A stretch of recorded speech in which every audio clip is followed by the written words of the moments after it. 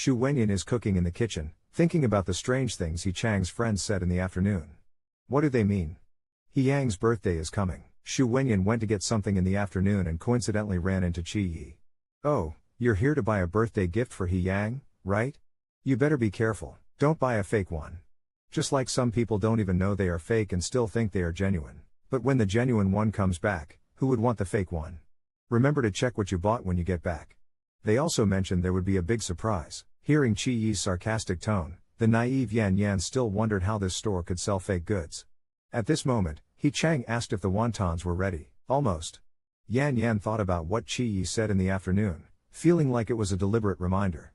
But then he thought, He Yang's friends have always disliked him, so he didn't think too much about it. Seeing that Yan Yan hadn't come out for a long time, He Chang walked into the kitchen and asked what he was thinking about. Xu Wenyan said he was thinking about the birthday and mentioned he wanted to write the birthday card himself. He Chang said there's no need to trouble yourself, someone else can do it. But Xu Wenyan insisted it's He Chang's birthday, and he takes it very seriously. He Yang looked at Xu Wenyan and was momentarily stunned. Then he lowered his head and continued eating, saying, if you want to write, you should prepare it yourself. Xu Wenyan happily said okay and urged He Chang to eat quickly. At this moment, He Chang picked up a spoon and asked Yin Yin to blow on it. Ha ha, just a boyfriend's trick. Watching the person beside him slightly open their little mouth, repeatedly blowing on it, how could He Yang control himself? He directly said he wouldn't eat any more. Xu Wenyan thought He Yang was tired of eating wontons and said he could make whatever he wanted to eat. He Chang directly pushed him down on the dining table and said, I want to eat you. Xu Wenyan knew what He Chang was going to do next and said not to do it here, so He Chang carried Yan Yan towards the bedroom. Upon reaching the bedroom, He Yang took off his tie. Xu Wenyan knew that every time they were intimate, his eyes had to be covered, but he didn't like it. However, since He Yang liked it, he just went along with it. I won't go into the details, but it was pretty intense. The next day, waking up, Xu Wenyan looked at the still sleeping He Chang, and found him quite cute. Soon after, He Yang also woke up and, seeing nobody beside him, stepped out of the bedroom, only to see Xu Wenyan already starting to make breakfast. After preparing the meal, Xu Wenyan told he to eat while he went to get his clothes ready. He Chang wanted Xu Wenyan to join him for breakfast. Alright, Xu Wenyan thought, ever since he knew He Chang, he was always unsmiling, like an iceberg. After eating, Xu Wenyan was helping He Chang with his tie, asking if he would come back for dinner in the evening. He should be, Xu Wenyan said happily, okay. At 2 p.m., Xu Wenyan arrived at the training center where he had been working since graduating from university. His colleagues joked with him, saying, last night must have been intense, huh? The marks on your neck are pretty obvious. Embarrassed, Xu Wenyan explained he was in a rush and didn't notice. His colleagues said it was no problem and offered to help cover them up with concealer. After finishing his classes, Xu Wenyan went home first to prepare dinner. He sent a message to He Chang but didn't get a reply.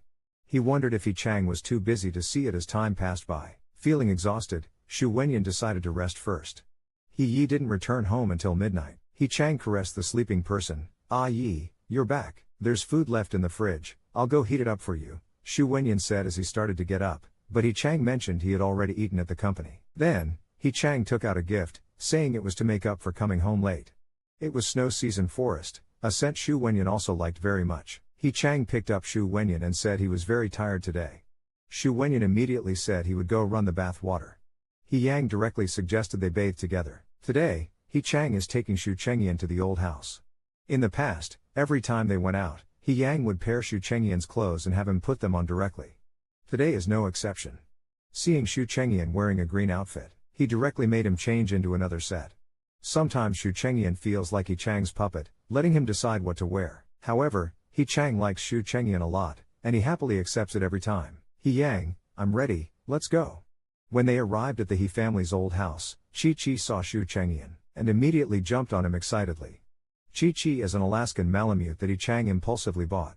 Seeing how much Chi Chi clings to Xu Chengyan, He Chang lets him play with the dog. He himself goes to the recovery room to check on his father. After playing with Chi Chi for a while, Xu Chengyan went back to look for He Chang. As soon as he got to the stairs, he heard the servants saying that the young master is on the third floor and that no one should disturb him. Xu Chengyan knew in his heart that the third floor was related to that person. That person was He Yang's childhood playmate who had to go abroad to live with relatives due to family issues. In the past 5 years, every time he came to the old house, He Chang would spend a long time in that room. Xu Chengyan comforted himself by thinking that everyone has a past. Moreover, they were never together. Now, the one with He Yang is himself. Thinking this way, he wouldn't feel so sad. Unconsciously, Xu Chengyan fell asleep. He Yang held the sleeping Xu Chengyan and said they'd stay at the old house tonight. A Chang, Xu Chengyan wanted to ask about that person, but then thought he might be too petty and didn't say anything. He just said he prepared a gift for He Yang and would give it to him on his birthday. By then, He Yang would definitely like it. Qi Yi received a message from Shen Shuzu that day, saying he'd arrive tomorrow and asking him to pick up this scum at the airport. Qi Yi was secretly delighted that the big gift would arrive tomorrow. He thought the show was about to start, but poor Yan Yan was about to start suffering. When He Chang came home late at night and saw that Xu Chengyan was still awake, he said that in the future, there's no need to wait up so late, go rest first, and then he gave the late night snack he brought to Xu Chengyan. As always, it was a dessert from the same store. Xu Chengyan thought to himself that He Chang must really like this store, but the store is in a different direction from home. He said that if there's late overtime again in the future, there's no need to go out of the way. He Yang said it was fine. Xu Chengyan actually doesn't like sweets much, but He Yang thought he did, so every time he brought them home, he would end up eating it all. Look at my face, hasn't it become rounder? And my waist thicker? Hearing Xu Chengyan say this, He Chang placed his hand on the waist of the person beside him and said, not fat. It's okay to be a bit fatter. Xu Chengyan saw He Chang wipe away the cream that was on his own mouth corner and directly took it into his mouth, excitedly shouting, Achong, the perfume you're using smells so good. With that, He Yang pressed Xu Chengyan down beneath him. Can we not cover our eyes this time? Perhaps moved by the moment, He Yang actually agreed. After finishing up, He Yang went to take a shower, and Xu Chengyan was supposed to finalize the details for He Yang's birthday banquet and the greeting cards tonight, but he couldn't help himself, thinking that he must resist when there's serious business next time. Xu Chengyan wanted to change his clothes. Upon opening his wardrobe, he realized he had unconsciously received so many perfumes, thinking to himself that He Yang was quite good to him. He then went to the bedroom. Zhang Lin called, asking Xu Chengyan to pick him up at the airport tomorrow. Just then, He Yang came over, and upon hearing it was Zhang Lin, he said they would go together to the airport. At the airport, Zhang Lin was so happy to see Xu Chengyan that he pounced on him, saying, Bro, I've missed you so much. Seeing his cousin Zhang Lin so enthusiastic, He Yang promptly pulled him up, reminding him to be mindful of their image in public. Xu Chengyan thought Zhang Lin must be hungry, so he suggested they head home. In fact, Zhang Lin had been looking forward to eating the meal prepared by Xu Chengyan and did not forget to urge He Yang to register their marriage with Bro soon, as he is one of a kind. 5 years of companionship, it turns out I've been a stand-in for that person. Should I feel relieved? That day, after picking up the person from the airport and bringing them home, Xu Chengyan quickly prepared the meal. Then he asked Zhang Lin to go to the study and call He Chang out for dinner. Brother, it's time to eat. Zhang Lin approached He Yang and asked when he was planning to settle things with Yan Bro. Has it been so long just because of that person? He Yang told him to mind his own business. Zhang Lin continued to ask if that person was coming back soon. He Yang put the stuff into the drawer and said, let's eat first, then turned and walked out. Zhang Lin, eating the cooking he had been longing for, was almost moved to tears and said that he would bring a gift to He Yang's birthday party. When leaving, he also reminded them to get their marriage certificate soon and that he would be the best man. Bro, I'm off. Happy birthday in advance. He Yang didn't turn his head, just said, thanks. Zhang Lin almost suspected his brother had a poker face. On the day of the birthday, Xu Chengyan was worrying about what to wear. He Yang came over and directly handed him an outfit. After Xu Chengyan was dressed, He Yang felt something was missing and directly handed Xu Chengyan a pair of glasses to wear. Is it okay? He Yang said while touching the hair of the person in front of him. Happy birthday, Mr. He. Xu Chengyan happily handed the gift to He Chang. At this moment, He Yang noticed that Xu Chengyan was wearing the watch he gave him. Xu Chengyan pulled He Chang and said, let's hurry to the cruise. The protagonist of today shouldn't be late. When they arrived at the birthday venue, Xu Chengyan saw Zhang Lin gobbling down food from a distance. Look at Zhang Lin, still like a child. He's spoiled. Such occasions inevitably have people of status coming to congratulate. He Yang was used to it, but Xu Chengyan was not. Qi Yi walked over. He said he had prepared a big surprise for Mr. He to see. Just then, the phone rang. Walking while shouting, the surprise is here. Hello everyone, long time no see. The speaker is indeed Shen Shuzu, He Yang's childhood friend. Xu Chengyan felt surrounded by countless voices, all shouting about knockoffs and Shan Cha Bei. Even He Yang was drifting away from him. The surprise Qi Yi brought was really too much. He wondered how someone could look so similar. Who exactly was he? He Yang was looking at the person across from him, taking steps toward him, completely oblivious to Xu Chengyan, who was pulling at his own clothes behind him. Everyone around was happy for Shen Shuzu's return. Shu Chengyan wanted to catch up and ask who this person was, but his feet felt like they were filled with lead, giving him no reason to go over. It was late because of the traffic jam on the road, but luckily he made it for the birthday. Hearing Shen Shuzu saying this, He Yang smiled and said it was okay, that it was good to come. He Yang's happiness was so evident that even the people around could see it. Shu Chengyan thought this must be that old friend, that secret belonging to the third floor. Has Yan Yan seen the genuine article? A knockoff will always be a knockoff. Shu Chengyan, pushing away Qi Yi behind him, shouted angrily, "What exactly are you trying to convey?" Qi Yi said, "It's so obvious, don't you know what I want to express?" Shu Chengyan looked at Shen Shuzu standing among the crowd, like a bright pearl. I myself am like a counterfeit good silently criticized by others, nowhere to hide, trembling, taking off the glasses that He Yang wanted me to wear, holding them in my hand. Qi Yi continued to mock, saying that looking like someone else isn't necessarily a bad thing. You've also benefited quite a bit over the years. In the end, he didn't forget to remind Shu Chengyan not to forget who he is. Don't end up losing both money and people. Shu Chengyan's body trembled, and the hand holding the glasses tightened even more. He Yang saw Shu Chengyan turn his head and run out. Shen Shuzu asked He Yang what he was looking at. Nothing. Shu Chengyan stood by the railing, his hair a bit messy from the wind, just like his tangled thoughts. He comforted himself that the person was just Ah Yang's old friend. It's understandable if Ah Yang has a special relationship with him. Wearing the same outfit might just be the fashion trend this year. At this moment, Jiang Lin came over. Yan Ji, it's windy outside. Let me accompany you to the cabin to rest. Shu Chengyan knew Jiang Lin came to comfort him, saying he was just too tired and wanted to relax a bit. Jiang Lin realized how much they indeed look alike. No matter how he tried to comfort, it seemed like trying to hide only made it more conspicuous. He said he always saw him as family, irreplaceable. Shu Chengyan suddenly became somewhat lost in thought. Irreplaceable? The autumn wind is chilly, and yet my boyfriend lends his clothes to someone else. Who could tolerate that? Shu Chengyan is in a bad mood, but still reassures Jiang Lin that he's fine and there's no need to worry. Together, they walk towards the banquet. As they do, Shu Chengyan puts his glasses back into his pocket. Upon arriving, he approaches He Chang and asks who the person beside him is. LV Cha Ju looks across at the person, thinking this must be the one Qi Yi mentioned. Indeed, they look so much alike. He Yang sees Shu Chengyan remove his glasses and looks somewhat unhappy, though he doesn't speak. The people around notice the strong resemblance between the two and eagerly anticipate the drama that will unfold. Hello, my name is Shen Shuju. Shu Chengyan wonders why the person opposite is offering their left hand, but he quickly and politely takes the other's hand. However, the watch on the wrist of the person opposite makes Shu Chengyan feel uneasy. He quickly withdraws his hand and hides it behind his back, discreetly covering it with his sleeve. Are you going to cut the cake, Ah Yang? Shu Chengyan asks, but He Chang ignores him and directly asks Shen Shuju if she'd like to try. LV Cha Ju isn't shy at all and walks side by side with He Chang, leaving our dear Chengyan alone in the wind, disheveled and even more infuriatingly. He Yang stands directly behind LV Cha Ju, shielding her from the wind.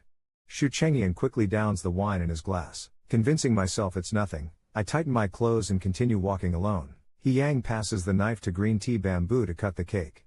Pretending to be coy, Green Tea Bamboo says, "Should I do it? Don't you like it?" Green Tea Bamboo puts on a flirty face. The onlookers tease, "This is how we celebrate Mr. He's birthday.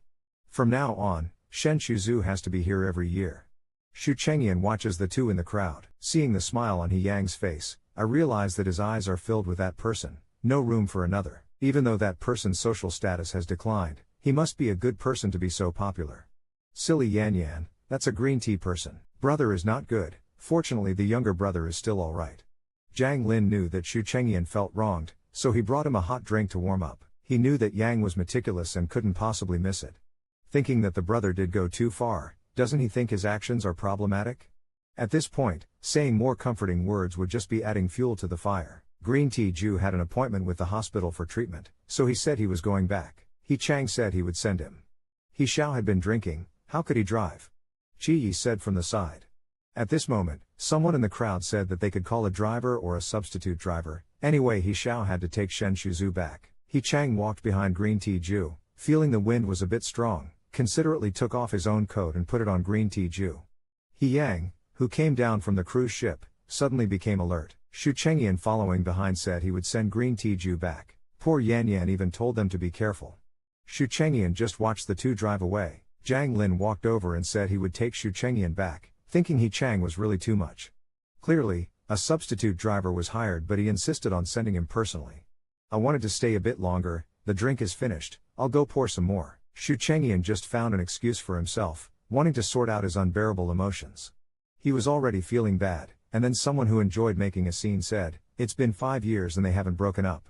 Shen Shuju is back, but they will separate sooner or later. He gained a lot of benefits in those 5 years too." Hearing this, Xu Chengyan could no longer control himself. He clenched his fists tightly and ran out like mad. Zhang Lin, who was suddenly bumped into, shouted, "Yan Ji, where are you going?" Tears streamed down Xu Chengyan's face as he thought to himself, am I still lying to myself? The same outfit, the same watch. Every time he blindfolded himself to buy sweets, was he really just a substitute? But what did he do wrong? The long unseen ex finally returned, and He Chang strongly insisted on seeing them off. Xu Chengyan, full of grievances, cried and ran back home. Lying in bed, Xu Chengyan thought about texting He Chang. It's 1 a.m., and He Chang still hasn't returned. He considered calling to ask where he was. What to do? The keys pressed never made a call. In fact, he knew the answer without asking. A long-awaited reunion always entails catching up. At this moment, He Yang returned and saw Xu Chengyan hadn't slept. He sat down by the bed. Xu Chengyan knew the answer but still asked why He Chang came back so late. He Yang said there was something. He smelled of winter snow and forest, a scent he didn't have when he left. Suddenly, He Chang gripped the face in front of him, and forcefully kissed those soft lips. Xu Chengyan didn't want to think too much, even if it meant giving up on himself. At least this moment was real. This time was no exception. He Yang groped for the tie. Xu Chengyan knew he was going to blindfold him again and asked, "Are my eyes not beautiful to you?" He Yang paused for a moment, but still blindfolded the eyes of the person beneath him as usual. All of this, when He Yang saw Shen Shuzu, Xu Chengyan understood. He knew his eyes were not like his. Due to the cold wind yesterday, Xu Chengyan was feeling dizzy when he went to work. A colleague told him that someone was proposing downstairs. He couldn't help but sigh, thinking how great it is to be young.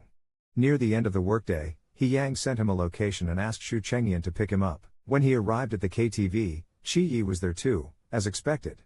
Qi Yi teased that they should bring Shen Shuzu next time. He Yang thought these chaotic places were not suitable for Shen Shuzu.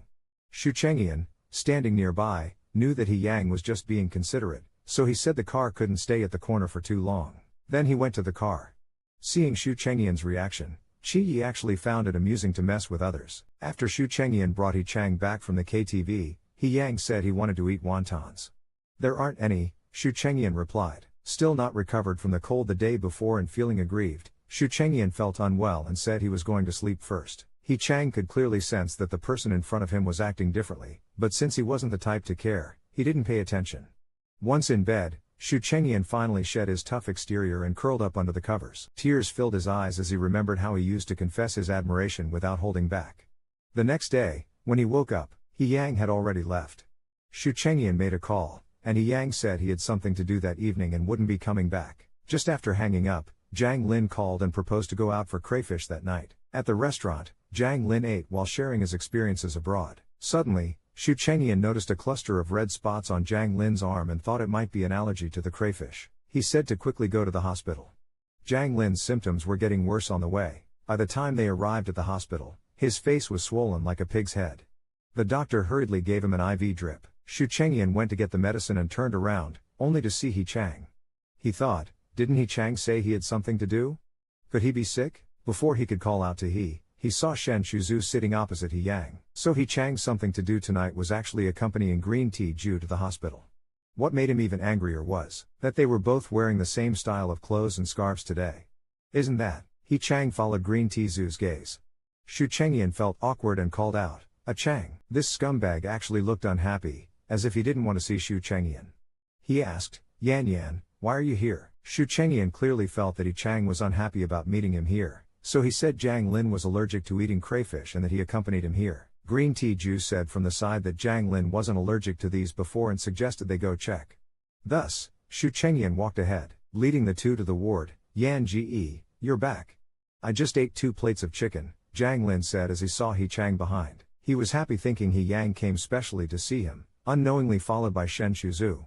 He Chang asked what was going on, remembering Zhang Lin wasn't allergic before. Zhang Lin said even he didn't know, but thankfully Yan Ji was there, otherwise he might not have made it.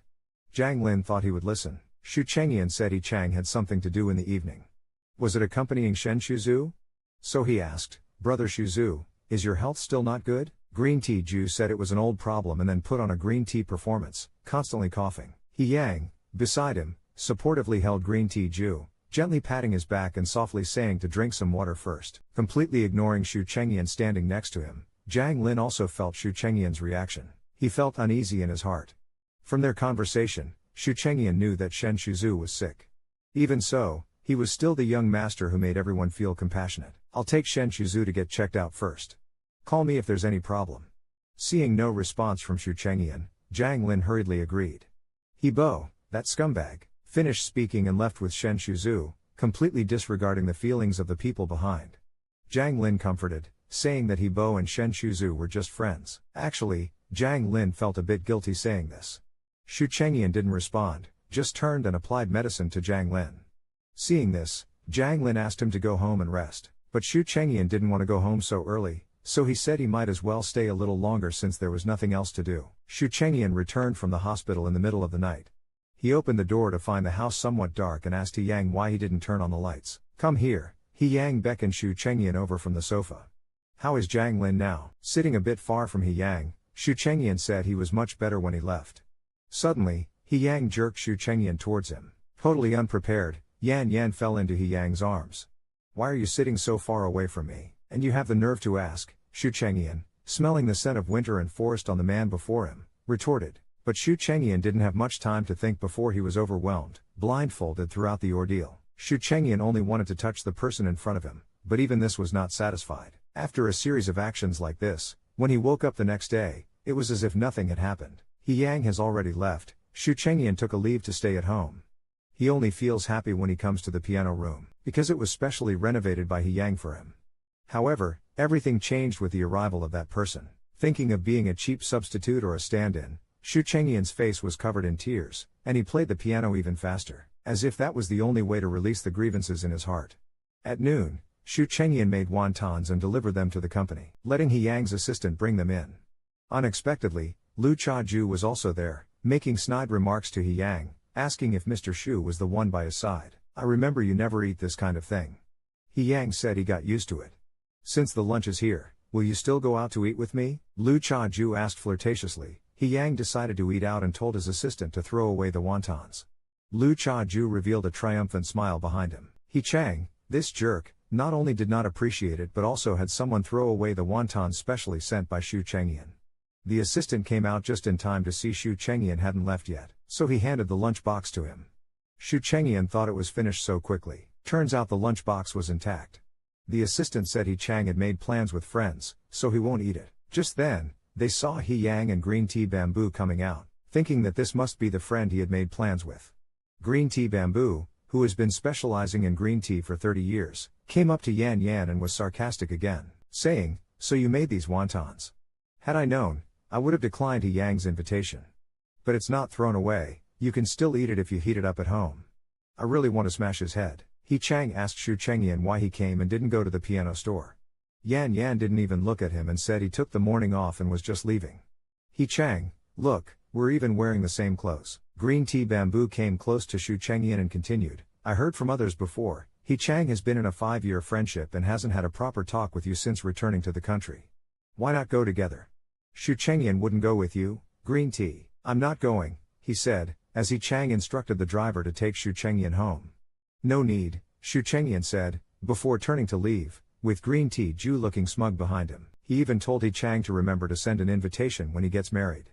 He Chang, the scumbag, said he has no plans to marry yet and asked if he would leave again this time. Green Tea Ju said she's not leaving and wanted to buy a house, asking He Yang for recommendations. To her surprise, He Yang simply gifted her the apartment at Jiangnan Coast. All this was overheard by Xu Chengyan, who hadn't gone far. Drained of strength, he slid to the ground, tears of grievance welling up uncontrollably, thinking to himself, what's there to look forward to? Don't expect anything anymore. This time it was He Yang's turn to ask why the lights were off. Waiting for you, Xu Chengyan said indifferently, sitting at the dining table. He Yang completely ignored Xu Chengyan's feelings and directly asked him where the keys to the villa on the Jiangnan coast were. Knowing that he intended to give the house to LV Chazu, Xu Chengyan commented on how good He Yang was to LV Chazu, so good that he wanted to give the house to him. Xu Chengyan knew He Yang had many friends, but his treatment of Shen Shuzu was different. He Yang told Xu Chengyan not to overthink things. Behave. Xu Chengyan thought to himself that he didn't want to think like this either, but the things you do make it impossible not to overthink. However, Xu Chengyan remained silent. First thing the next morning, He Yang took LV Chazu to the Jiangnan coast. Although no one lived there, it was very clean because Xu Chengyan often took care of it. LV Chazu initially really liked the garden there, but as soon as she heard that Xu Chengyan had been the one to take care of it, she immediately started coughing. He Yang, who was by her side, hurriedly gave her a pill and helped her to the side to rest for a while. Green tea bamboo also said he might be allergic to pollen. He Yan said he would have someone clear all the potted plants from the bedrooms. Green tea bamboo happily agreed. The south coast of the river is right opposite Xu Chengyan's house. Xu Chengyan can see the dim lights opposite from the balcony. Just then, He Yan sent a message asking Xu Chengyan to come over tomorrow to clean up those potted plants and mentioned a small gathering over the weekend. On the day of the gathering, Green tea bamboo and He Yan were together. Seeing Xu Chengyan alone in the distance, they thought of playing a trick. Approaching Yan Yan, they asked for any food recommendations. Xu Chengyan handed him a plate of fruits, knowing full well he still proactively asked for lobster balls despite being allergic to seafood. Mr. Xu, shall we eat and chat? Green tea bamboo continued. Seeing Xu Chengyan is like seeing myself. Xu Chengyan is so embarrassed, he could die of cringe. LV Cha Ju ate a lobster ball and suddenly felt unwell, struggling to breathe. Mr. Shen, what's wrong with you? Xu Chengyan hurried to LV Cha Zu's side and asked anxiously. Qi Yi saw Shen Shuzu collapsed on the ground and quickly ran over, pushing Xu Chengyan aside. Xu Chengyan was caught off guard and fell, injuring his hand. He Chang also ran over, completely ignoring the injured Xu Chengyan, his eyes full of worry for the green tea bamboo. Xu Chengyan, did you give this to him? Do you know he's allergic to seafood? At this moment, the green tea bamboo kept saying he had difficulty breathing.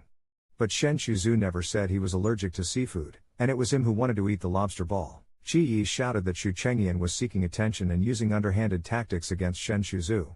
Stop arguing, He Chang said, picking up the green tea bamboo, we need to take him to the hospital. Yang, do you also think it was me? Xu Chengyan asked He Chang. He Chang's silence was the best answer, making Xu Chengyan's heart sink to the lowest point. At this moment, the pain in his hand couldn't compare to the pain in his heart. Jiang Lin saw Xu Chengyan's hand was injured and anxiously said, let's go to the hospital to bandage it up. These hands are meant to play the piano. Jiang Lin believed Xu Chengyan wouldn't do such a thing, which made him 100 times better than He Chang. Xu Chengyan said he wanted to check on Shen Shuzu, knowing what Jiang Lin was going to say, and told him not to worry. Xu Chengyan watched in the hospital room as He Yang accompanied Shen Shuzu. At this moment, anyone who saw them would think they were a perfect match. The green tea Shen was playing the victim. He told He Yang not to blame Xu Chengyan, saying that he didn't intentionally make him eat seafood. This green tea infuriates me. Xu Chengyan didn't want to listen anymore and sat on the bench. Jiang Lin felt Xu Chengyan's mood getting worse, so he sent He Yang a message asking when he would be done, saying that he and Yan Ji were outside. Xu Chengyan saw He Chang come out, knew Shen Shuzu was alright, then mentioned the nanny changed the menu without his knowledge. He also didn't know about Shen Shuzu's seafood allergy. After saying that, he walked into the ward. Upon seeing Xu Chengyan, Lu Zhu pretended to be brave, saying it's okay and she was fine. He Chang suggested for future gatherings to send him the menu in advance. Xu Chengyan indifferently agreed, saying, sure, noting how considerate this jerk He Chang was. It was then He Chang noticed Xu Chengyan's injured hand. He asked what happened. I accidentally cut it, but it's fine now. After some small talk, He Chang had Jiang Lin take Xu Chengyan home. It wasn't until the next day, late at night, that He Yang returned home and saw the medicine on the table, realizing Xu Chengyan was sick. He mentioned he brought him a cake. The thoughtful Xu Chengyan's eyes were already red, struggling to remove He Chang's hand from his face. He knew he never liked eating cake, wearing glasses, but why does He Yang always buy the same things as Shen Shuzu? As He Chang listens to Xu Chengyan, who keeps asking him to behave and obey, claiming that Shen Shuzu is just a good friend, Xu Chengyan is already very obedient. How obedient does one need to be considered obedient? Xu Chengyan can no longer bear the frustration in his heart and vents, sir, what exactly are we to each other? It makes me sad, and I feel jealous when you treat someone else well. Xu Chengyan becomes more and more agitated as he speaks. Suddenly, he grabs He Yang's collar and demands to know, haven't we already been together? Why do you still treat me like a substitute? At this moment, He Yang suddenly stands up, strokes the hair of the person in front of him, and admits that he seems to have never said that the two of them were in a relationship. It's not like I ever said we were in a relationship, at most we were just bed partners. Hearing He Chang say that, Xu Chengyan finally came to his senses at this moment, and the tears of grievance welled up uncontrollably. His hand also clenched unnaturally tighter. He thought, how could He Yang say such things? Maybe he should have noticed a long time ago. 5 years is neither long nor short, and it turns out it was all his own wishful thinking. He Yang completely disregarded Xu Chengyan's feelings, simply telling him not to think about all that nonsense, and then he went to the study. Xu Chengyan knew that He Chang was looking at that photo album again. It was filled with childhood memories belonging to him and Shen Shuzu. Xu Chengyan, who originally wanted to knock on the door, eventually let go of the hand he had raised. He lay down on the bed. He had seen that album before. The weekend gatherings of two families, two little figures always watching each other. In fact, Xu Chengyan knew all of this, he just didn't want to admit it. If he were to leave without leaving behind a single photo, He Yang would probably forget about him quickly. Would he remember his face? Remember the nights he waited for him? Xu Chengyan's tears fell like they were broken strings, uncontrollable. Suddenly, He Chang came over and said he needed to go to the hospital and wouldn't be back tonight. Because Shen Shuzu had a fever, she didn't even embrace him before leaving. The next day at noon, Xu Chengyan called He Kang, saying she had thought it through and wanted to make wontons for Heong one last time. She would have Uncle Joe deliver them to the hospital shortly. Over the phone, you could hear Lu Zhu persistently interrupting He Kang, not knowing if Heong understood what Xu Chengyan was saying. Thinking that she hadn't properly said goodbye, this was the last thing she could do for him. Uncle Joe brought wontons to the hospital. Just as He Yang opened them, Shen Shuzu deliberately made a vomiting gesture. Do the dishes not suit your taste today? He Yang asked with concern. Shen Shuzu continued her tea performance, saying perhaps the wontons were too greasy. It smells uncomfortable. Then, He Yang directly had Uncle Joe take the wontons away. Shen Shuzu pretended to be tough, saying it wasn't necessary to take them away, she could endure it. He Yang thought it was just a bowl of wontons, no need to endure it. Little did he know, this was the last meal Xu Chengyan made for you. Meanwhile, Xu Chengyan had already arrived at the airport, informed his old school he wouldn't be attending, and saw that only Jiang Lin kept sending messages to check on him. Thinking back on the years, the only ones who cared about him were his training school classmates and Jiang Lin. Jiang Lin, take care of yourself. After sending a message to Jiang Lin, Xu Chengyan entered the boarding area. Yan Yan, I'm hungry. Make me a bowl of wontons. He Yang returned home in the middle of the night, calling for Xu Chengyan as he pushed the door open, only to find no one was home. After calling, he found out Xu Chengyan went to Anxi. He asked when he would return and why he went there. I just heard the person on the phone say they're not coming back. He said it was because of Shen Shuzu? He's just a friend, he has a heart condition and can't handle stress. Xu Chengyan told him to focus on taking care of Shen Shuzu. He knew all along that he had never cared about him. He told Xu Chengyan not to make a fuss, saying that 5 years ago he agreed not to demand a status. Xu Chengyan couldn't suppress his anger. 5 years ago, I didn't agree to be a stand-in. You deceived me. Perhaps his patience had run out. He said if Xu Chengyan couldn't accept it, then he should never come back. Xu Chengyan was silent for a moment, then as if making a decision, said okay. But he didn't know, this would be his last phone call with Xu Chengyan. Inside the bar, Shi Yi noticed He Chang's mood was off all evening and remarked, even Shen Shuzu is here, why so glum? He Chang ignored him and told Shen Shuzu to go home first, saying he just got back from the hospital and the smoke here is bad for your health. Lu Tizu didn't want to leave and said it's fine, noting that Qi Yi had specifically chosen this private room. At that moment, Qi Yi asked why Xu Chengyan didn't come and told He Yang to call him out, adding that it's more lively with more people. Actually, he just wanted to see Yan Yan embarrassed. He left, ran away from home, He Yang said indifferently after taking a sip of his drink. One of them remarked, he even dares to leave? He checks in daily and acts like he's already in charge without even securing his position. Jiang Lin couldn't bear it any longer and shouted, brother, are you just going to let them mock brother Yan behind his back? No wonder I received that kind of message. It's all because of you that he left. Have you even asked when he's coming back? He Chang, not wanting Jiang Lin to continue, told him to sit down. Qi Yi reassured Jiang Lin not to worry, saying that as soon as He Chang beckons, Xu Chengyan will surely come back. Jiang Lin couldn't stand Qi Yi's sycophantic demeanor and angrily roared, this is my family's business, it's none of your business. Qi Yi was so intimidated that he was speechless, and He Chang, feeling he was losing face, scolded Jiang Lin a few words and told him to sit down. Brother, take care of yourself. Jiang Lin turned and left after speaking, leaving He Yang sitting there with a dark face, watching Jiang Lin leave. At this moment, Qi Yi and his group joked that Xu Chengyan would come back in 3 days, maybe 5 days. Don't underestimate people, which made everyone burst into laughter. Green tea Ju saw that He Yang had drunk a lot, and asked how he would take her home later. Chin Zhou is a tour guide, responsible for taking Xu Chengyan to the scenic area and the mountains. When entering the mountain, he said he wanted to visit his grandmother first. The mountain road was rugged, and Xu Chengyan fell when not paying attention. Chin Zhou helped him up. Xu Chengyan saw that Chin Zhou's watch was broken and offered to take off his own watch. He let Chin Zhou wear it first. After several refusals, Chin Zhou put it on and said happily, "Grandma, I'm back." Due to her old age, Grandma mistook Xu Chengyan for her own grandson because he was wearing Chin Zhou's hat, and kept calling him, "Ha." At this moment, Zhang Lin called and asked with concern, saying that it was going to get colder soon and asking if they had brought warm clothes.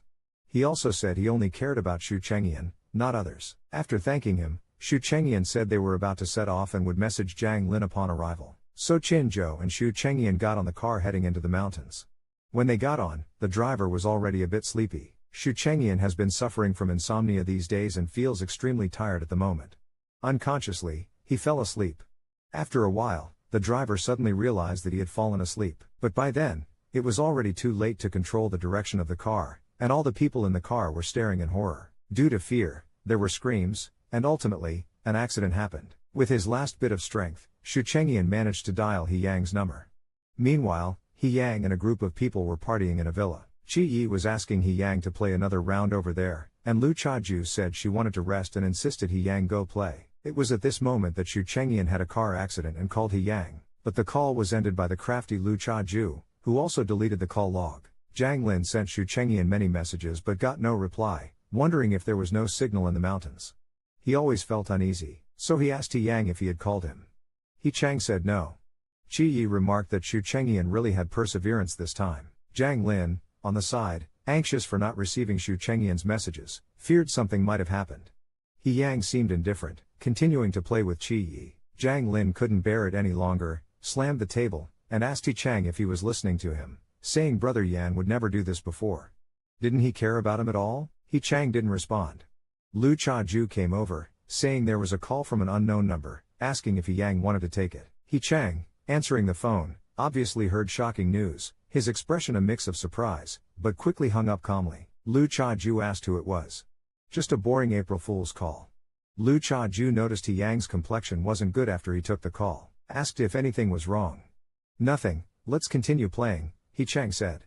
Zhang Lin couldn't stand it anymore, angrily said he was leaving first. Qi Yi said that Zhang Lin is really nice to Xu Chengyan. Then he went to play games with green tea, but He Chang's thoughts were still on the call he just received. Are you Mr. He, a friend of Xu Chengyan? Mr. Xu Chengyan had a car accident and passed away. Can you come over when you have time? Green tea noticed that He Yang became distracted after receiving the call. He asked what was wrong. He Chang said it was nothing. He said he suddenly felt a bit unwell and left first. He Chang returned home to find it the same as when he left in the morning. Even without one person, there was no difference. Thinking of Xu Chengyan, a lively person, how could he just die just like that? The next morning, Lin banged on He Yang's door forcefully, hoarsely screaming for him to open the door. He Yang obviously fell asleep without changing last night's clothes. Opening the door, he asked what happened. Zhang Lin clutched He Chang's clothes tightly, crying and saying, Brother Yan, he's dead." At that moment, He Chang's eyes widened in shock. Then, he and Zhang Lin rushed to the hospital frantically. The doctor told them to claim the body directly, saying Mr. Xu was truly pitiful, an orphan, but fortunately, he had two good friends. The doctor consoled Zhang Lin, telling him to prepare himself psychologically because the body was burnt. Zhang Lin, with trembling hands, lifted a corner of the cloth. The sight that met his eyes was indeed unbearable for Zhang Lin, who cried asking how Brother Yan had the accident. The doctor said, "Yesterday, the van Mr. Xu was riding in had an accident, and when the firefighters were clearing the scene, an explosion occurred. No one in the car survived. The specific cause is still under investigation, but after the police collected evidence, some of Mr. Xu's belongings were left behind." Zhang Lin was in disbelief. How could this be possible? He had just called the day before yesterday. He Yang saw that the watch was the one he gave Xu Chengyan as a birthday gift. Although it was completely destroyed, it was still recognizable at a glance. "Is today April Fool's Day?" He Yang asked. At this moment, Zhang Lin's tears hadn't stopped, and his heart hurt terribly as he said, "No, it's not." Zhang Lin still couldn't believe it was true, but the doctor said that the surveillance along the way all showed it was indeed Mr. Xu. They were told to go claim the body. If not claimed, he wouldn't be Xu Chengyan. The doctor continued, According to the surveillance and the items left, it can be proven to be Mr. Xu Chengyan. Additionally, a DNA sample could be provided to the hospital for verification. No samples will be provided, He Yang yelled out loud. Jiang Lin quickly grabbed He Yang. Brother, what's going on? He Yang said the deceased wasn't Xu Chengyan. Seeing this, the doctor could only say that if no one claims the body, it would be handled by the police. Suit yourselves, He Yang said and then quickly turned and left. The next day, Jiang Lin returned home, telling He Yang that they need to go to the funeral home tomorrow to prepare for the cremation. He Yang has always believed that it wasn't Xu Chengyan, saying the face was unrecognizable. Who knows if it was him who died? Jiang Lin angrily threw the documents on the table. He yelled that if you don't believe it, you can go to the police instead of acting so recklessly now. Unexpectedly, He Yang looked at Jiang Lin, impatiently said, then he's really dead. Is that enough? Doesn't Brother Yan deserve a bit more patience from you? He Yang, I'm really fed up with you. After saying this, Jiang Lin angrily left. The next day, it rained heavily. Jiang Lin went to the funeral home alone, expressing his longing for Brother Yan. He said he would send the stamps to himself. He also said that if he ever got married to his brother, he would make Jiang Lin the best man. But none of that would come true now. Jiang Lin was crying uncontrollably. At this moment, the doctor said the time was up. Then the cremation took place. Jiang Lin thought that all Brother Yan had gone through was not worth it at all. Haeyong came to the guest house where Zhushenyi was staying. The owner also praised the boy's performance in the evening play, but then, just like that, a person was gone. Haeyong packed Zhushenyi's belongings into a suitcase, and suddenly noticed an item. He took it out and saw it read May Mr. B and have peace year after year. At that moment, perhaps there was a bit of heartache in Haeyong's heart.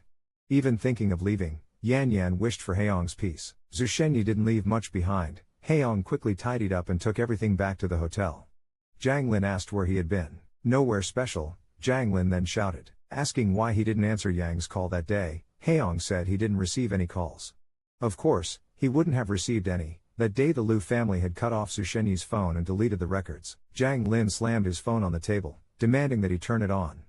Haeyong said he must have been too busy to notice. Jiang Lin couldn't control himself anymore, crying and cursing. It's so ridiculous. He said that on that day, Haeyong was out playing with Qi Yi and others, busy accompanying the Liu Cha clan. He thought if he had received Yan Ji's call that day, perhaps Yan Ji would have had a chance to survive. Why the hell didn't you answer? Jiang Lin became more and more agitated, holding his police cap, crying and shouting. But Haeyong just said calmly, the person is already dead. There's no use talking about it now. Jiang Lin, with gun in hand, collapsed and sat on the shadow for 5 years. 5 years is nothing. He suddenly felt it was so ridiculous. Was he really the only one who felt that Xu Chenyan's death was unjust? Suddenly thinking of something, Jiang Lin wiped away his tears and said, didn't you guys bet on when Yan Ji would come back? Well, now he's back. He's right here. Saying that, Jiang Lin put a gun with gray bullets in front of Haeyong. Jiang Lin arranged everything and looked at the desolate grave of Xu Chengyan. The sky was also continuously raining, as if mourning for Xu Chengyan's unworthy life. Jiang Lin admired and thought that if Yan Ji had not met him, his life would have been much better. Jiang Lin placed an umbrella over Xu Chengyan's grave. Although he knew that saying these things now was pointless, he hoped that in the next life, Xu Chengyan would not encounter someone like He Yang. A few days later, Green Tea Ju as expected moved into He Yang's house. When Shi Yi saw the house, she was genuinely impressed. It was really good, and the career was also going well. Green Tea Ju said that if Shi Yi liked it, she could come and play anytime. Shi Yi then asked about Xu Chengyan, wondering if he was still angry with He Xiao. He Yang said plainly, he died in a car accident. The 3 people who heard this news were shocked, their eyes widening. Shi Yi couldn't believe it and asked if He Yang was joking. He Yang said that Xu Chengyan died on the 1st of the month, which happened to be the last day of their bet. Nobody felt sorry for Xu Chengyan, but instead warned each other to be careful while driving, remarking that it was quite dramatic for him to die suddenly on that particular day. He Yang overheard someone saying that Xu Chengyan was not pitiful at all, having clung to He Xiao for several years, which was already enough. But in the end, he was just a substitute. Green Tea Ju came over and hypocritically told He Yang not to be too sad, saying that it was Xu Chengyan's fate. He Yang didn't respond and instead downed his drink in one gulp. Green Tea Ju offered to drink with him, but He Yang, concerned about her health, told her not to drink, said he had something to do, and left without letting her see him off. At the door, He Yang received a message from Jiang Lin, telling him that everything for Yan Ji had been arranged and that he had also gone back to school. Jiang Lin hoped that when He Yang had time, he could visit Yan Ji's grave. He Yang got in the car and told the driver to go to the company. The driver noticed he didn't look well and suggested he use the blanket in the car to rest. He Yang took the blanket and remembered that Xu Chengyan had prepared it especially for him. Suddenly feeling uneasy, he decided not to go to the company and to go home instead. When he got home, he saw traces of Xu Chengyan's life everywhere. The clothes he wore, the toothbrush, everything felt like a dream. He Yang opened the fridge and saw the red bean paste Xu Chengyan had made just for him, with a note telling him to take care. He Yang reached out to grab it, but suddenly, he was overwhelmed and threw the container to the ground forcefully. He screamed out, "Who gave you permission to die? Who allowed it? Xu Chengyan, who allowed it?" Even the flowers at home began to wither, gradually losing their vitality. At this moment, He Yang might be reminded of Cheng Yan. He Yang accompanied lawyer Zhu to the hospital for a follow-up. Just when they were about to leave, they heard someone crying in the next ward. Hearing from people nearby, it was also a car accident. The couple had been together for 5 years, and they were about to get their marriage certificate when this happened. Just thinking about it could make one fall apart. Seeing He Yang standing still in silence for a long time, lawyer Zhu stepped forward and said, "Death comes too suddenly. If I hadn't asked He Yang out that day, this wouldn't have happened." "Humph, lawyer Zhu, we all know you did it on purpose." Suddenly, lawyer Zhu held He Yang's hand, expressing his worries about him. Unexpectedly, He Yang pulled his hand away and said, "But it doesn't matter to you. I'll drive you home," leaving He Yang silent behind, probably contemplating the whole situation again in the car. Lawyer Zhu asked He Yang to drop him off at the dessert shop ahead. He Yang said he also wanted to buy something, so they went together. While lawyer Zhu was listening to the clerk introducing the desserts, He Yang directly asked for a portion to be packed for himself as well. They say Shui Chengyi loves to eat. When she heard He Yang say he was going to bring a cake for Xu Chengyan, Green Tea Zhu was somewhat surprised. Then He Yang said he had remembered incorrectly, as Xu Chengyan had said he didn't like sweets. "So, does he like them or not?" Green Tea Zhu muttered to herself, her expression not looking good, and asked if He Yang was okay. The waiter asked He Yang if he still wanted the cake. He Yang then remembered Xu Chengyan once saying on his birthday that he never liked desserts, so he said he didn't want it anymore. Seeing that He Yang didn't look well, Green Tea Zhu offered to drive him home. On the way, Green Tea Zhu asked He Yang if he had ever visited the cemetery. He Yang said he was too busy and had no interest. "Are you really busy?" Green Tea Zhu asked, saying that she could help with the cleaning since the grave needed to be maintained. But He Yang said there was no need, not wanting to provoke Xu Chengyan even after his death. Xu Chengyan had been gone for several days, but some things felt as if they had happened just yesterday, and at the same time, felt like they had happened a long time ago. Suddenly, He Yang slammed his hand against the window, causing the car to momentarily lose control. Startled, Green Tea Zhu quickly braked and asked if his head hurt badly. She parked the car in the garage, got out, and said she knew He Yang was feeling terrible. Even if it had been a dog for 5 years, there would be feelings, let alone a person. She said Xu Chengyan, even in heaven, wouldn't want to see He Yang like this. He Yang said he was fine and told her to go home first. After saying this, he turned and walked away. Watching He Yang's back, Green Tea Zhu thought to herself that she didn't expect He Yang to develop feelings after all. But with Xu Chengyan dead, it didn't matter, she still had a chance. When Xu Qinyang was around, he would play with Chi Chi every time he visited the old house. This time, He Yang went alone, and Chi Chi, who didn't know the situation, kept looking around but couldn't find Xu Qinyang. The butler had to take him to the yard, saying that Mr. Xu wouldn't come anymore. He Yang went to visit his father while recuperating. "Where's A Yang? Out taking photos again?" He Yang's father asked. A Yang is He Yang's mother, who passed away this year. Since his mother died, He Yang hasn't taken any photos. He Yang's father asked about the boy He Yang brought last time. "He's dead." He Yang's father felt a sharp pain upon hearing this. "Are they all dead?" Then the butler came over and said Chi Chi seemed to have sensed something and was restless, pacing around. He Yang grabbed the toy from the dog's mouth and said, "Stop looking. Xu Qinyang is dead," and the assistant butler threw away all the toys. "Why keep the belongings of the deceased?" The butler kindly said these toys are all brimming with Mr. Shu's scent, which Chi Chi likes. He Yi faced He Yang's questioning. "Can't you understand what I'm saying? Don't mention that dead person again." A servant nearby remarked that 7 years ago, when the old lady passed away, the young master was just like this. Now, Mr. Shu, who has been with him for 5 years, is gone, and even his belongings are being rejected. It's truly a pity. The next day, He Yang heard some noise outside. Thinking it was Yan Yan, he opened the door, but it turned out to be the new nanny. At that moment, he remembered that he was already dead. The nanny said that she had packed up all of Mr. Shu's belongings. Should she get rid of them? After speaking, He Yang went to the bedroom, and when he approached the bed, he saw Xu Chenyan. Just as he was about to reach out his hand, the figure of the emperor turned into a bad drink and disappeared. He Yang asked the nanny to throw away everything in the house related to Xu Chenyun, including the amulet Xu gave him, which had Mr. Yuan, peace and safety written on it. Even though He Yang later treated her poorly, Xu Chenyun always remembered to wish for He Yang's safety. On the other hand, Jiang Ling blamed herself for not calling Yan Ji a few more times that day. Unable to accept the sudden death of a loved one, she went to see a psychiatrist.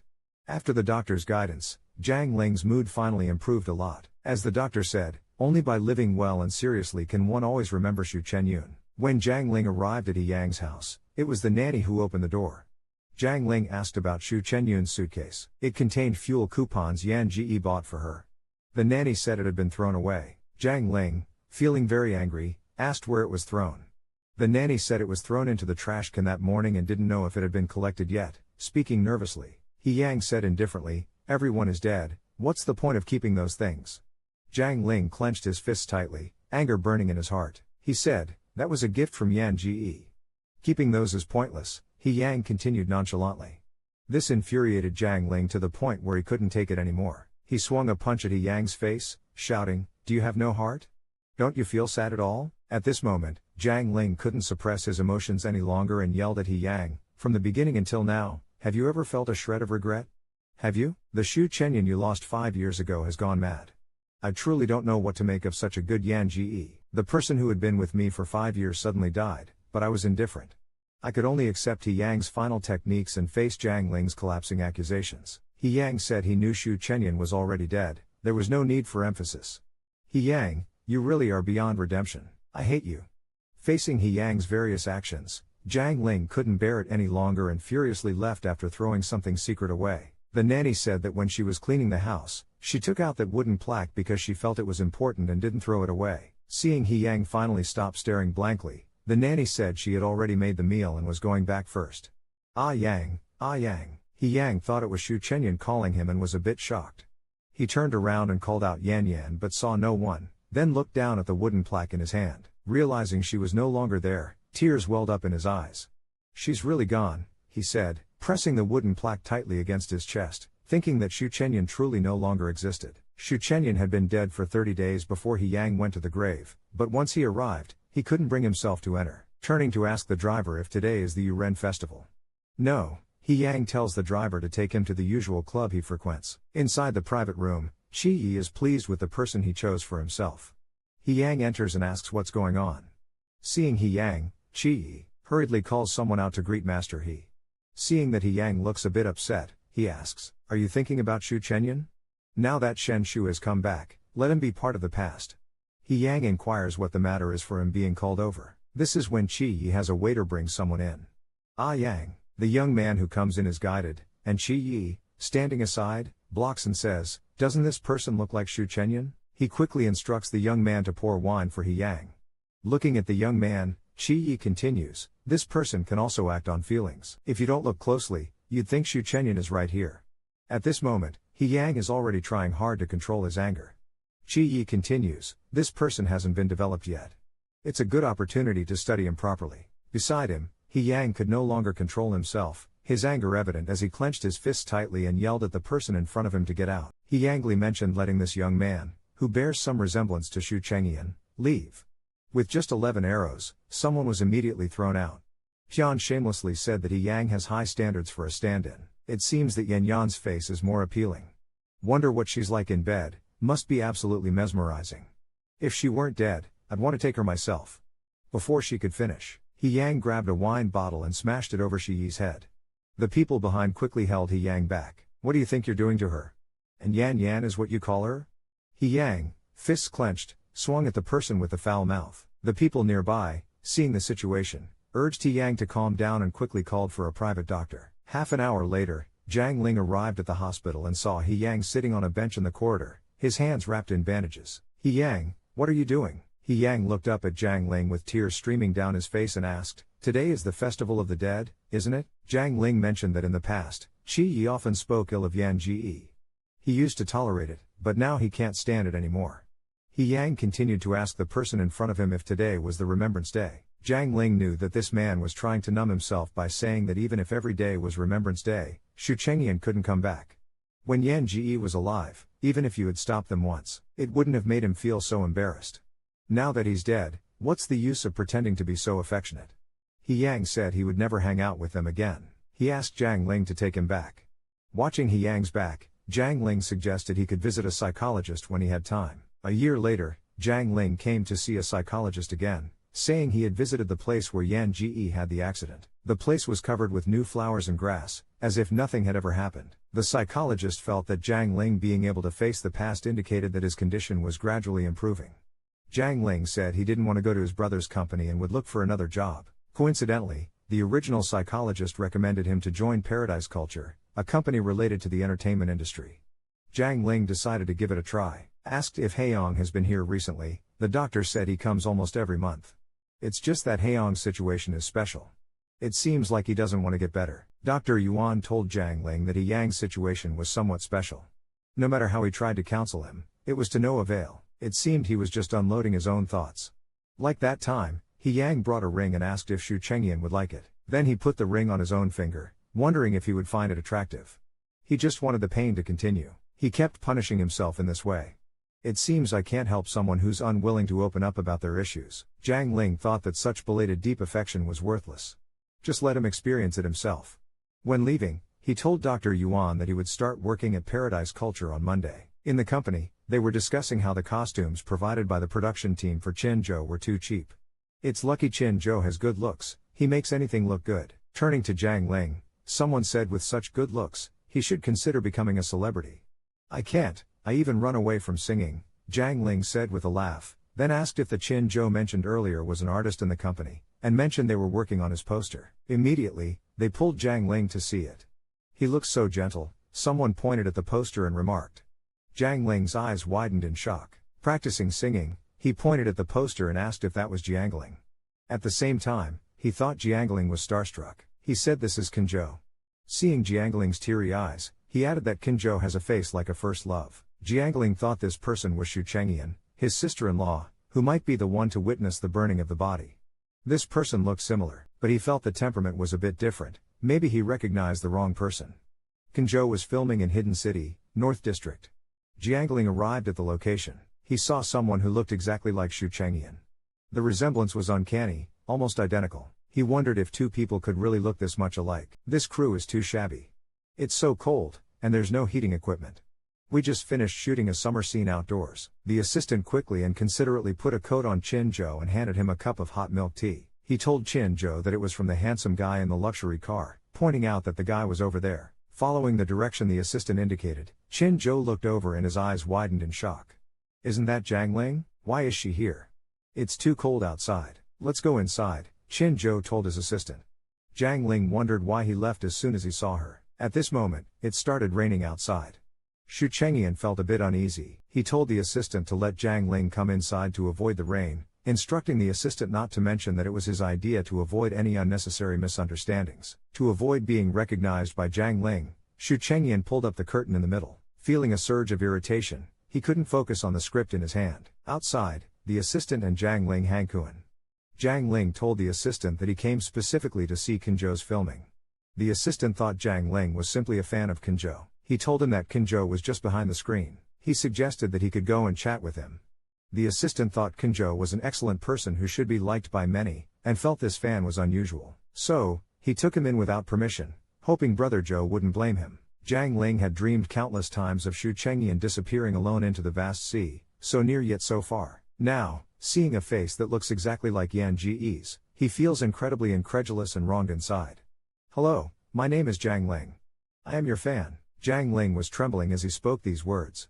Xu Chengyan was not much better off, wondering how he got in and how to face this. Jiang Ling, looking at the person in front of him, said he looks a lot like his friend, even the shape of the eyes are the same. Jiang Ling got a bit excited, his speech became somewhat incoherent, saying he meant no harm, it's just the resemblance was striking. Xu Chengyan said it's okay. At this moment, Jiang Ling was beside himself with emotion. He said he was responsible for his friend's death, and seeing someone so similar to him made him talk nonsense. Xu Chengyan quickly stood up to support the emotionally unstable youth. Why would you say that?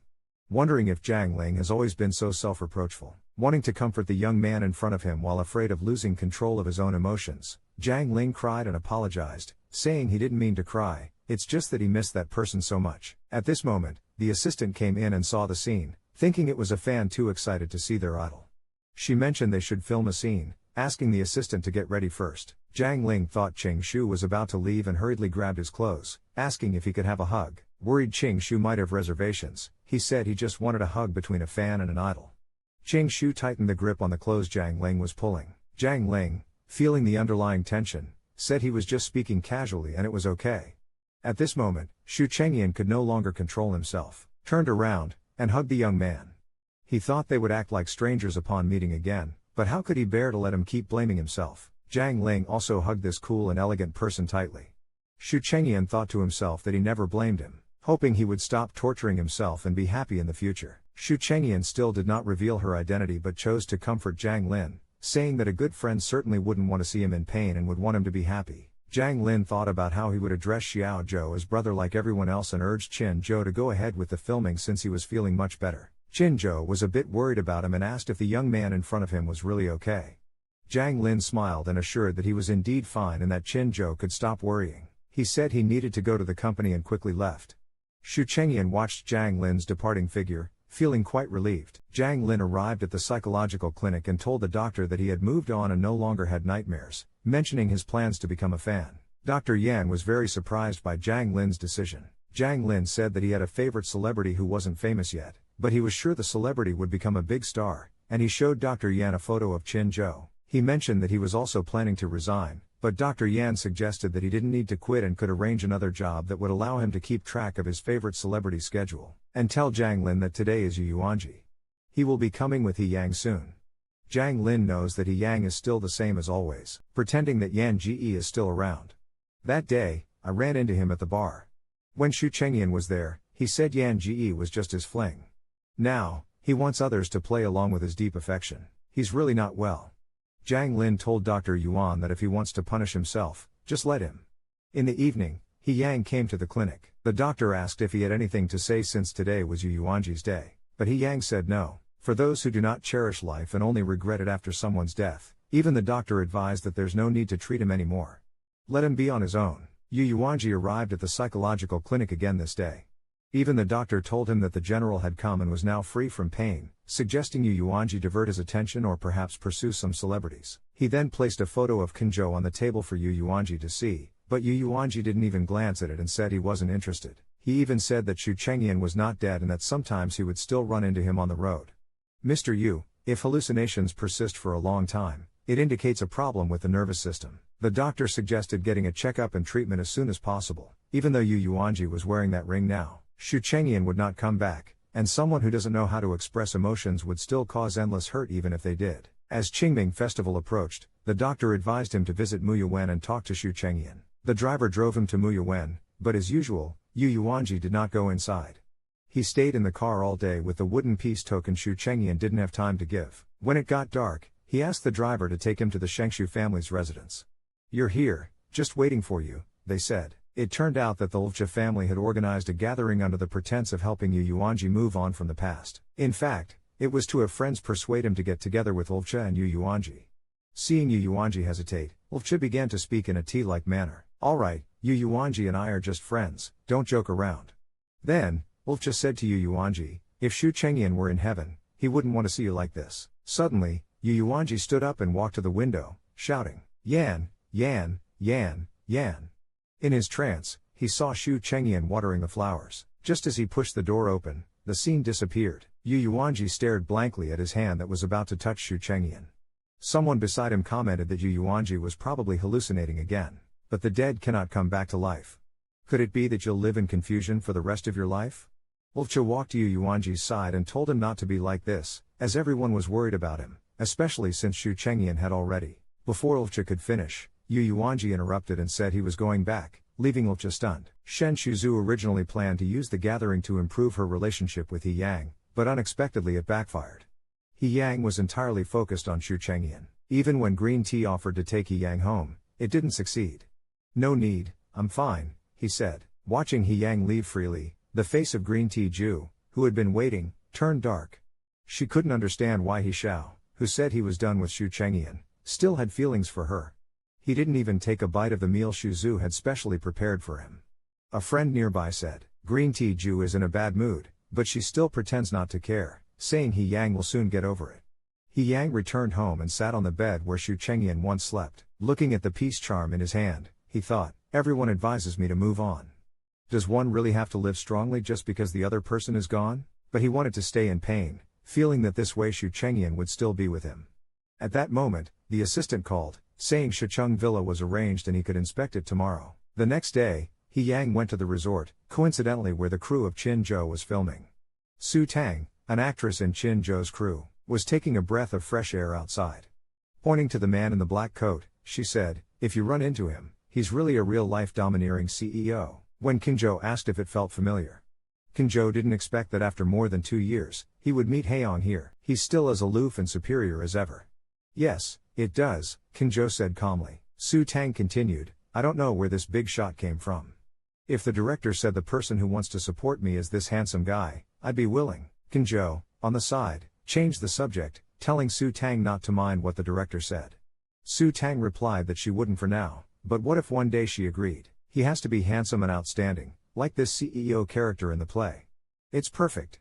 In the future, when I read novels about cold and aloof characters, I'll have a face for the role. How wonderful it would be if such a cold and aloof person cared for no one but one special person. No, an iceberg will always be an iceberg, it will never melt, Qin Zhou said with deep feeling. Su Tang mentioned that men like him, who seem aloof and economical, usually spoil the one they love. Qin Zhou seems to be exactly like that. He's genuinely good to that person, and I feel a bit envious. Qin Zhou quickly responded with a smile, saying it's nothing. Suddenly, Kei Yang turned his head and saw a face that strikingly resembled Xu Chengyan, and exclaimed in horror, Yan. At that moment, the assistant asked him what was wrong.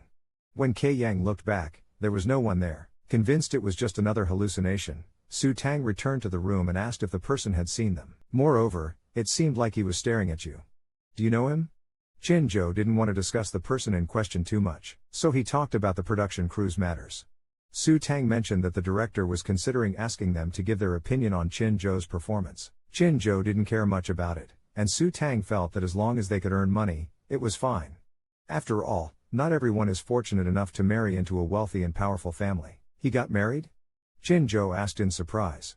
Su Tang mentioned that he saw him wearing a ring when he passed by him. Did Qin Zhou finally get engaged to Shen Shuju? The next day, Qin Zhou and his assistant went to the restaurant. Unexpectedly, Kei Yang was also there. Qin Zhou put on his hat, knowing that he would have to face this person sooner or later, but still hoped it would be later. When passing by Kei Yang, Qin Zhou still glanced at that person and the ring on his hand.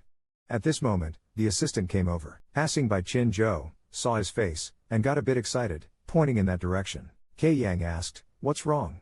That person over there, I feel like I've seen him somewhere, the assistant said. Kei Yang looked back and saw Qin Zhou's back. The assistant said, maybe it's some minor actor. That person really looks a lot like Mr. Shu, but let's not tell President He, to spare him the sadness. Kei Yang asks the assistant if they have contacted Zhang Lin. The assistant tells him Zhang Lin isn't in the mood to come to work, saying he's busy chasing celebrities and supporting them on the rankings. Kei Yang thinks this is nonsense and asks the assistant to schedule a time for him to talk to Zhang Lin. The assistant tells Qin Zhou that the guy behind him is really handsome. Could it be the wealthy sponsor who came to inspect the villa? Qin Zhou, unfazed, says he didn't look closely. Seeing that none of Qin Zhou's ordered food included desserts, the assistant also teases that brother Qin really doesn't like sweets at all. 2 months later, Zhang Ling excitedly comes to the company to find Qin Zhou, happily saying that brother Zhou has truly made a comeback. He then asks Qin Zhou and Su Tang to look at the trending topics of the past few days, adding that once the resources for the next project improve, brother Zhou will surely become a sensation. Qin Zhou feels that everything depends on luck and can't be forced. Zhang Ling, excitedly, says that as long as he is there, he will definitely help secure more resources. Qin Zhou thanks him in advance, saying it can't be helped and calling Zhang Ling over. Zhang Ling has to go back to work. This is Zheng Ji coming over as an agent for a newcomer, mentioning that there are several dramas currently in contention. Su Tang says the role of the second male lead played by Qin Zhou has trended. Qin Zhou might become famous overnight. Director Zheng, should we consider the sponsor you mentioned earlier? Now Xiao Zhou is short of money. Xu Chengyan said he's doing okay for now, and the name Qin Zhou isn't his own, so he doesn't feel qualified to make any decisions. He wants to try his luck based on his own abilities. It looks like director Zheng didn't manage to persuade him and had to leave disappointed. Su Tang mentioned that his grandmother was ill. Kinjo knew he needed money but wanted to give it another shot. Jiang Ling followed Sister Liang to the office, saying the new boss wanted to see him, and he's a handsome guy.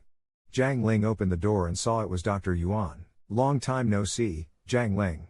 It turned out that Dr. Yuan had inherited the family business and told Jiang Ling there would be a birthday party next month where he would officially take over the company. He gave Jiang Ling an invitation and asked him to come. Jiang Ling thought there would definitely be famous screenwriters and directors at the party, and asked if he could bring Kinjo along. Originally knowing that Jiang Ling especially likes Qinzhou, naturally, he didn't need to say it out loud, as he had already given him several more invitations early on. Knowing that little Zhou could go made Jiang Ling so happy he was almost flying. However, what he didn't know was that the person in front of him had already been smiling. As soon as Jiang Ling walked out of the office, Sister Liang immediately called him over, saying that his opinion wasn't sought yet. Jiang Ling excitedly asked if it was about Qinzhou. Sister Liang told him to prepare himself mentally. That was because in the next play, Qinzhou was going to be the male lead. However, there would be a kiss scene with Su Tang, which he had to contribute to. Ha ha! Jiang Ling couldn't sit still anymore and quickly ran to find Qinzhou, saying he didn't agree. Why did it have to involve a kiss scene? Qinzhou, completely unaware, was bombarded with questions by Jiang Ling, and only then did he understand what was happening. Su Tang, who was beside them, felt like she was about to collapse. Qinzhou knew that these kiss scenes and such were all part of an actor's duty.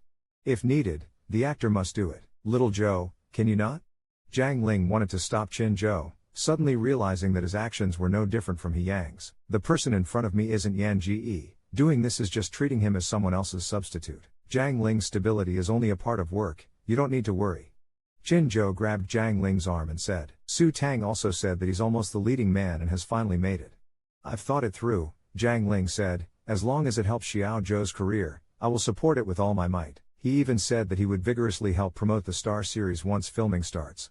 Before the shoot begins, Qinzhou has a month's holiday and takes the opportunity to visit Grandma in the hospital. Grandma specially prepared candies for Qinzhou, saying these are Xiao Zhou's favorite. Listening to Grandma's advice for Xiao Zhou to take good care, Xu Chengyan's heart was filled with mixed feelings, thinking that this was something he had stolen. If he hadn't gone on a trip earlier, if Qinzhou hadn't been his tour guide, then the accident wouldn't have happened. Thinking of these things, Xu Chengyan cried out in pain. My current wish is to take good care of Grandma for Qinzhou and to help him establish a good life. Haeyong has really become someone the dog doesn't want to interact with now. Look, even Miracles doesn't want to pay attention to him. Haeyong, do you really appreciate yourself for being so annoying? Don't you know what kind of person you are? Scumbag. Even at an occasion like Lianzong's birthday party, Haeyong will show up. So the butler prepared a gift for him to bring.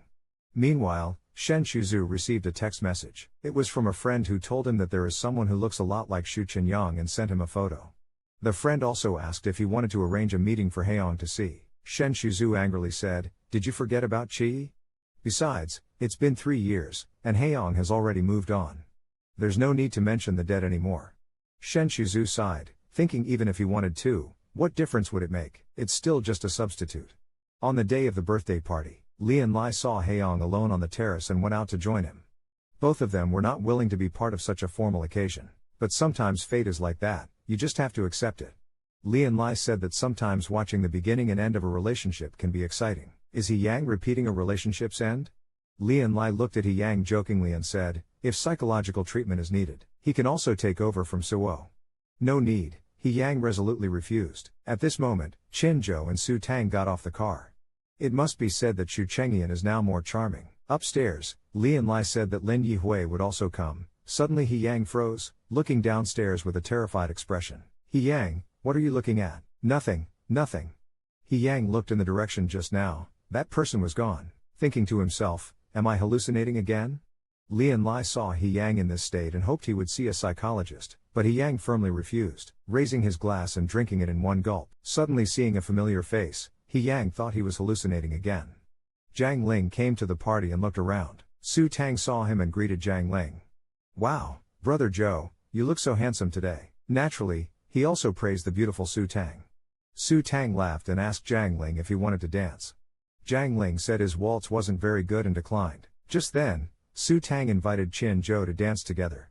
Jiang Ling then realized and greeted, hello, Sister Su. Su Tang said that Qinzhou danced very well and almost won a dance competition last time. Qinzhou modestly said Su Tang was exaggerating. At this moment, Jiang Ling's phone rang. It was Yuan Lai calling, saying his brother was on the second floor and asked if he wanted to go see him. Jiang Ling didn't expect He Yang to come and casually asked why he was here too. Xin Xiang wondered what would happen if Brother Zhou saw him. Qin Zhou saw Jiang Ling's anxious expression and asked if he was okay. Brother Zhou, I have something to do and will come back later. With that, Jiang Ling hurriedly left the dance party. Qin Zhou wondered if something serious had happened. Jiang Ling saw Yuan Lai and grabbed his arm, asking where his brother was and why he was here. Yuan Lai, hearing Jiang Ling's question, knew he didn't want Yang to be there. Jiang Ling made an excuse, saying his brother usually didn't like coming to these events. I'm just a bit surprised. Yuan Li also said that it would be good for Heiyang's condition if he went out more, not knowing the inside story. Jiang Ling's only thought now is to make sure Heiyang doesn't meet Xiao Zhou Ge.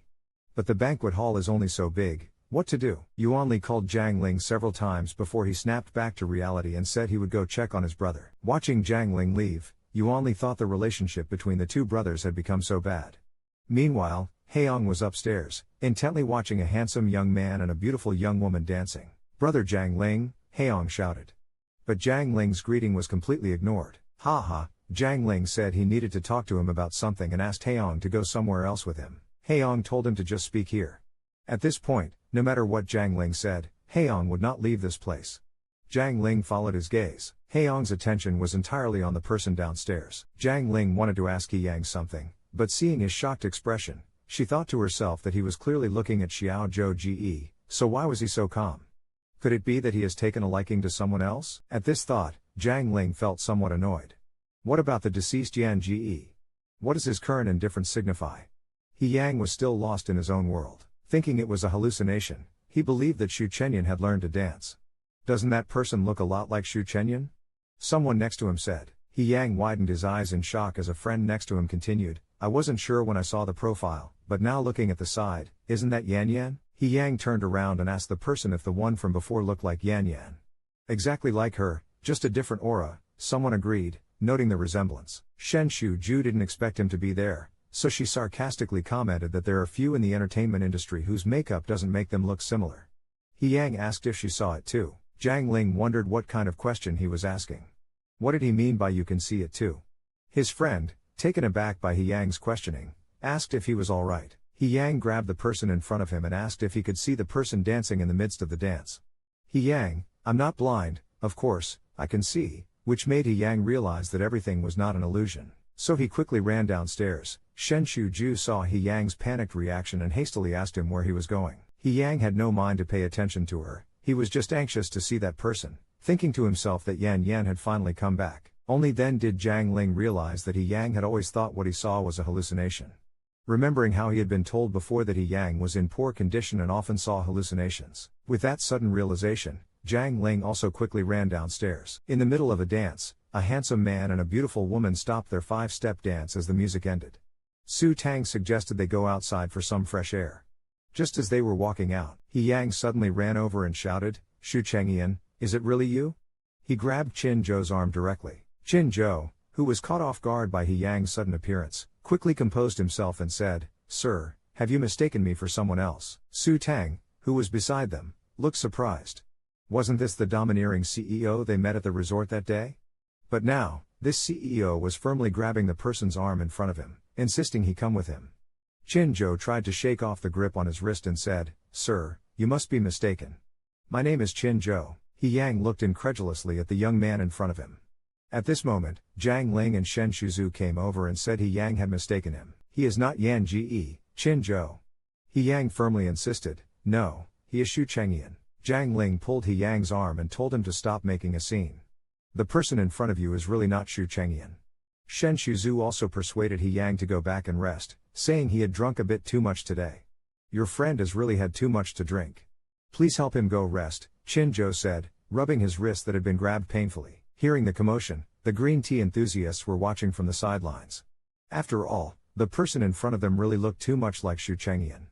Knowing what he had done, Jiang Ling quickly apologized to Qin Zhou. He explained that the person in front of them was his cousin and that he was talking nonsense because he had drunk too much. We'll take him to rest now. It's all right, we'll head out first, Qin Zhou said. As Qin Zhou turned around, he heard the two people behind him saying that He Yang had mistaken him. Su Tang asked Qin Zhou if he knew that person.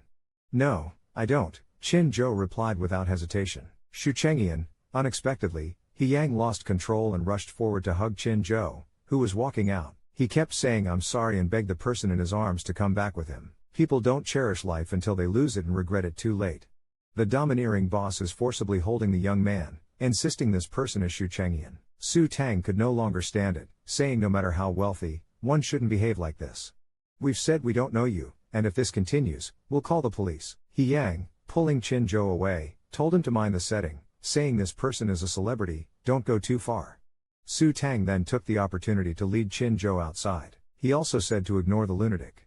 Watching Qin Zhou's departing figure, He Yang kept shouting Yan Yan. Yan Yan. Sin wonders why his laughter seems so cold and unfamiliar to her. The general, seeing He Yang's state, emphasized again that he is not Xu Chengyan. Maybe the leader thought it would upset people by mentioning Xu Chengyan, so he told the general to stop, but He Yang was certain that person was Xu Chengyan. The leader was stunned to hear He Yang so sure. The general, seeing no matter what he said, He Yang wouldn't listen, was also angrily saying, how many times do I have to say it? He is not him. Diane Ge died in a car accident 3 years ago because you didn't answer the phone or go to him, leading to his death. Now, in this case of deep affection, the investigator knows that he was the one who hung up the phone and suddenly feels uneasy. He says the general has gone too far. Yuanli hears the noise over here, walks over, grabs the general to calm him down, and asks what happened. My brother got drunk and went into a rage, and even rushed up to hug someone and wouldn't let go. Yuanli also feels that Haeyong's condition is indeed a bit strange. Haeyong says he didn't recognize the wrong person. The general almost desperately grabs Haeyong's collar and says, that person just looks like they're dressed up and made up. Shen Shuju, standing by, asks the general to let go first, saying not to talk about Haeyong like that and embarrass Mr. Yuan.